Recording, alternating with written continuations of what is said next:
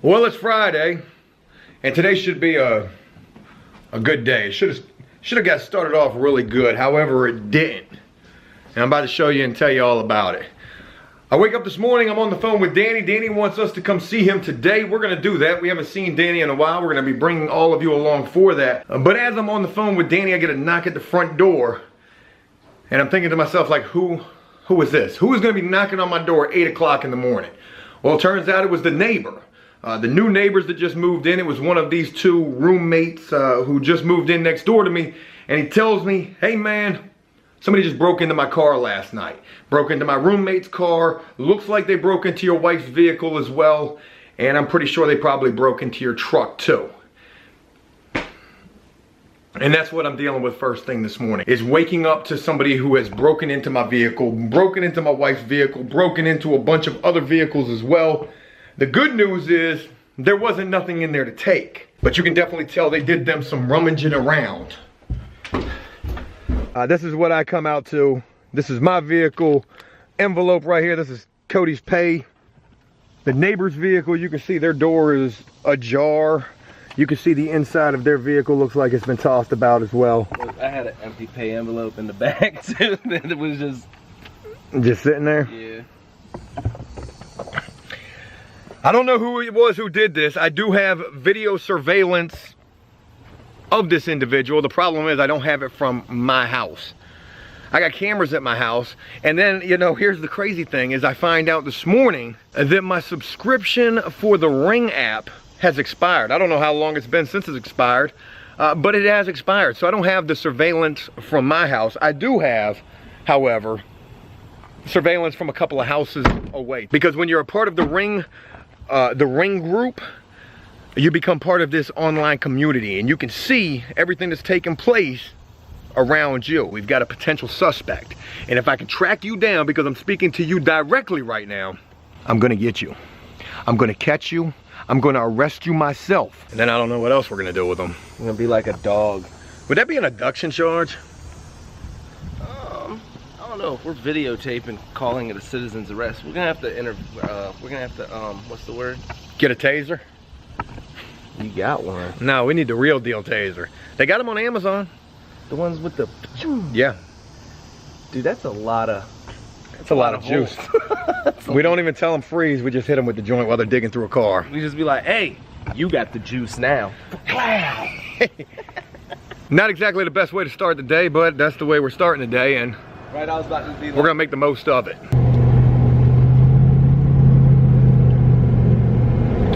I didn't know the truck could go 70 around a turn. Is that what we were doing? Close to it.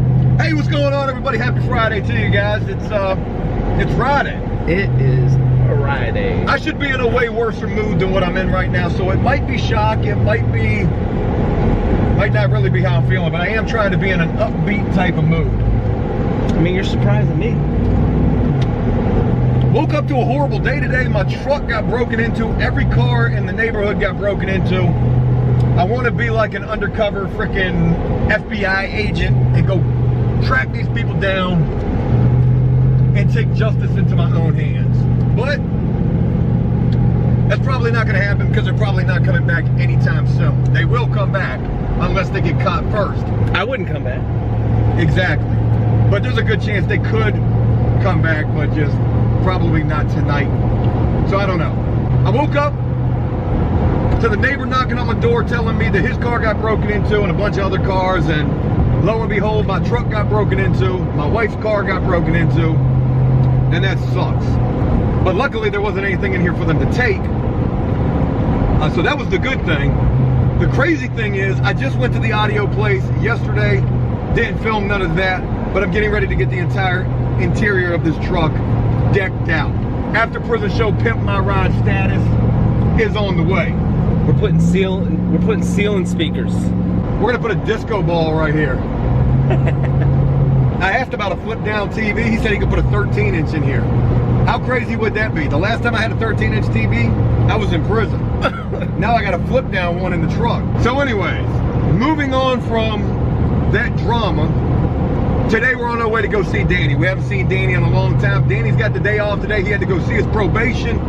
How crazy that went. I'm gonna let Danny tell you all about that. And we're just gonna check up on Danny, see how the apartment's doing.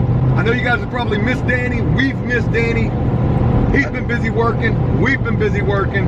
I mean, I talk to him pretty much almost every day. Yeah, me too. Yeah, he has definitely became a friend of ours, which is awesome.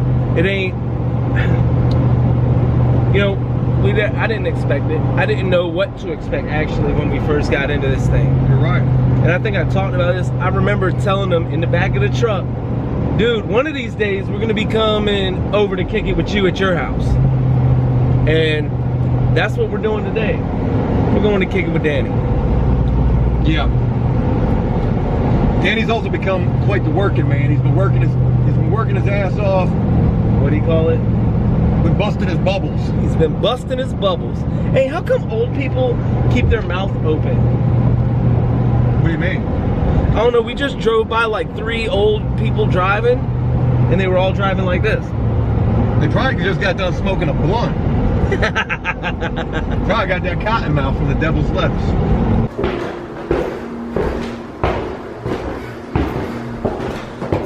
Hey. What's up, buddy? Long time no see. What's happening? We ain't seen you in a while, man. Yeah, what's happening? Dude, it smells good in here, man. It smells nice and clean. What's up, man? You good? Hey, we brought you the cooler. Oh, cool. Oh no, you gotta shut it. Put that thing on. Oh, you got locked. Yeah, this is one of the savages doors. Hey, look, we got you this cooler, Danny. Okay. It's a big old thermos. Okay. Wonderful. That's beautiful. Yeah, and I got ice in that sucker too. Dude, you're looking good, man. How's everything been going with you? It's good. Very good. I just had a visit with you, know. Yeah, we're gonna talk about that if we can talk about that. Yeah, we can definitely. Boy, you got the place looking good? Yeah, I got a little mess right now because I was just going through these new clothes and cutting it up. I had cut the bottom. Oh, those are the Dickie pants. Yeah. Boy, you looking sharp, Danny. Yeah, got to. Changed man. You guys are coming. I said, let me look sharp. Hopefully I can get them to come back again. We've been busy and we know you've been busy. What's this right here? What's this, Oh, yeah, you know, single step 1,000 miles, beginning with a single step. That's my achievement. Dude, that's awesome, man. Yeah. You see the bedroom now, right? I'm gonna check it out. Yeah. Everything's looking good, looking clean. You got your table over here. I gotta get it nailed down and put that together. Yeah, Yeah. the monster that we know as Joe. I broke it. ripped into pieces. I didn't mean to break up. It can't be fixed. It's just a nail gun. Pop. Oh, you went and got you a TV. This here, no, the guy next door sold it to me for $10. $10. $10 is nice, and I had to buy this in town. And I get like 20-something station. Dude, that's all right though, man. I'll tell you what, it looks a lot different than the last time we seen this place, cause Yeah, it's a little messy because did I I- had to get up and go to work. Did we forget? No, it's over here. In the closet, it's starting to fill in, of course. okay, look at this. Yeah. Okay. I still got to straighten it out. It's still, because I, working and just We coming got you home. some overalls. Yeah, you see all this stuff? Got him a Pelly leather. Yeah. Actually, that was given to me by a church. Donation. Really? Yeah, I was surprised. Heck yeah. Yeah. I see you got your shower curtain. That was a major thing. Yeah. So you got your shower curtain. That's good. Yeah. Heck yeah, buddy. Yeah, it's getting there. It's, forgive me, it's a little messy, but. Messy. You should see my place. Oh, yeah? You don't know messy. This is clean. Yeah. You guys want a slice of pizza? No, you got anything to drink though? Yeah, I got water. I drank that whole Coke yesterday, bro. I was so thirsty. Let's talk a little bit about the what it's been like since you've been here. Well, it's really overwhelming because I have my own place. I'm comfortable, as you've seen earlier. It's small, it's not big, it's not too small, it's perfect. It's nice to come to a place called home. It's very comfortable. And especially coming from working, doing roofing jobs and being in the sun all day long, it's very overwhelming. I'm happy. The feeling is overwhelming. And I can't say really I don't have words for it because I do. It's just hard to express it because this was in the making for 40 years. And I come home 7 months, being on the street, bouncing here and there. Now I got a job. I got a home. Thanks to Joe, Dave, and Cody. I mean, they really got the ball moving for me. And they gave me a sense of direction and guidance.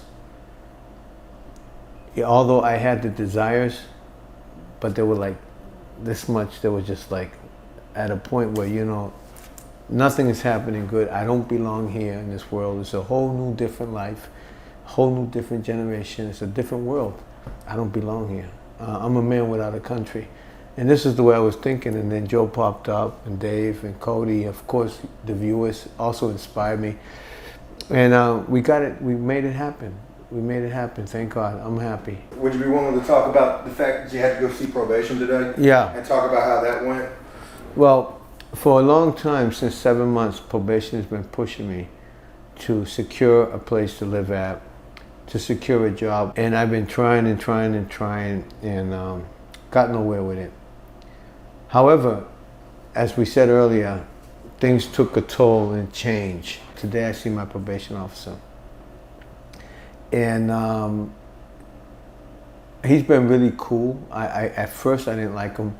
At first we were banging heads. I'm talking, well, we were banging heads. He already violated me 13 months.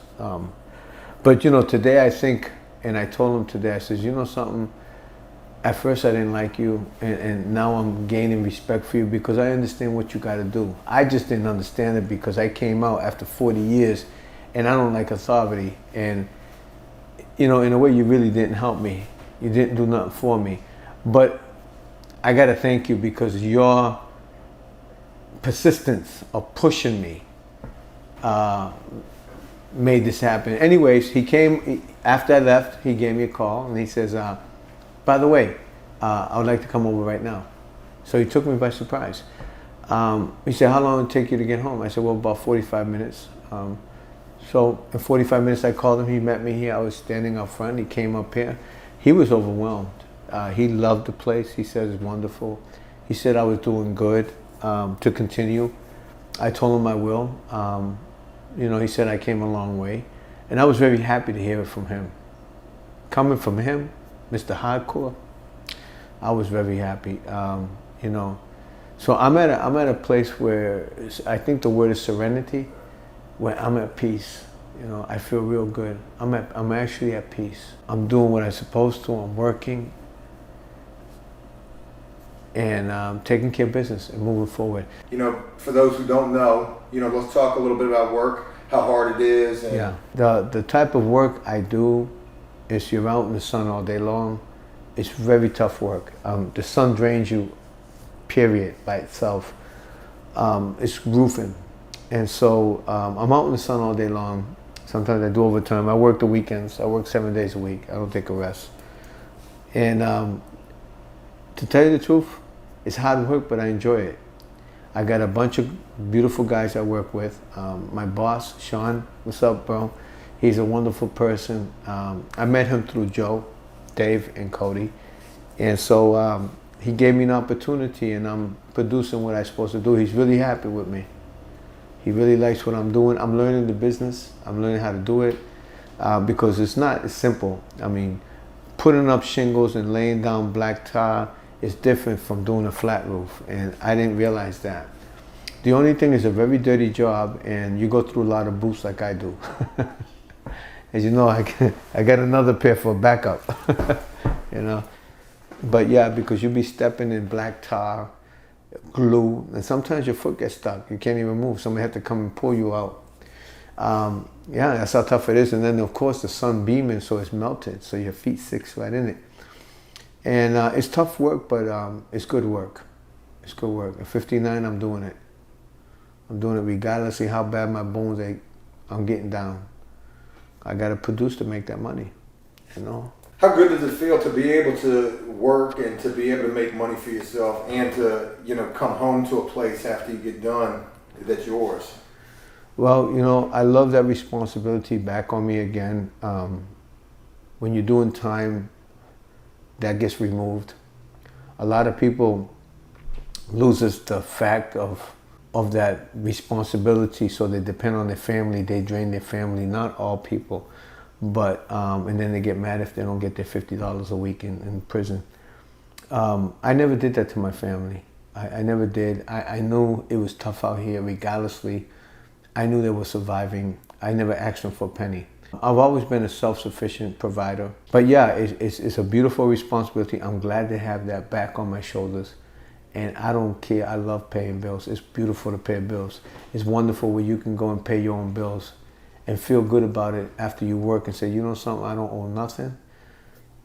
And I'll worry about it next month. And really, you don't have to worry about it, because if you're working and you're doing what you're doing, you don't have to worry about it. Keep up with your bills. But I love it. I enjoy it. It's a responsibility that I didn't have for 40 years. I'm thrilled to have it back. I know a lot of people looking at me say, hey, he's crazy. He wants to pay bills. But you know, when you don't do this, when you deprived of this responsibility, and that's what messes a lot of people up, because the system don't provide that, what is it called? Trait. I should say trait. The word is trait. Because once they remove that trait from your brains, then you forget that function. And when you forget that function, it changes your whole personality and your attitude. And then you see people like, they feel like you owe them. You know, not for one bit of my time did anybody owe me nothing. I put myself in that situation, so I handle it. That's my responsibility. It's nice to have it again, though. It is. I'm really thrilled. You know, what other kind of things do you want to do for yourself, Danny? What other kind, with what you've accomplished thus far, getting a job, getting an apartment, what are some other goals and dreams that you got? Well, right now I'm focusing on buying a car. That will be soon. If I do my mathematics right, it should be soon. I'm dying to get my license. Never had my license in my life. Never had a driving offense. But I want my license. That's something I want to accomplish. Maybe buy a pickup truck and do some side work, like a handyman job. Something that I can say, because like I said, I'm trying to make money. I only got one goal, it's money. Why? Because I think it's time for me to live the life that I should have lived 40 years ago instead of wasting in prison. It's sad that I'm doing it at 59, but they said age is only a number. So as long as I can breathe, yeah, I'm gonna make some money. It's nice to have a bank account, by the way. I got one now. Yeah, and I know how to use the card. Thanks to Joe, Dave, and Cody.